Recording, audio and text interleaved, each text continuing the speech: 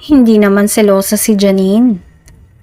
Kahapon nga ay ang last show na dinaluhan ni Jericho Rosales sa lalawigan ng Bicol. Guest performer siya sa isang event na ginanap kahapon sa bayan ng Naga. Maayos na daw ang pakiramdam ng aktor kumpara noong Biyernes kaya full of energy na siya ulit na nag-perform. Langhara na siya sa mga kababaihan at umawit ng ilang kanta. Isa sa mga kinanta niya ay ang 214 na pinasikat ng bandang River Maya. Ipinost niya ang parting yon ng kanyang performance at nilagyan ng caption na kinilig daw siya. Siguro ay dedicated niya ang kantang yun sa kanyang girlfriend na si Janine Gutierrez. At hindi lang yon.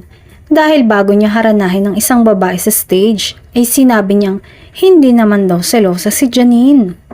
Naghiyawa ng mga nandun at mukhang kinilig dahil muli na naman niyang binanggit ang pangalan ng kanyang girlfriend. Nakakakilig talaga dahil kahit nga hindi kasama ng aktor si Janine, ay mukhang bibig niya naman ito.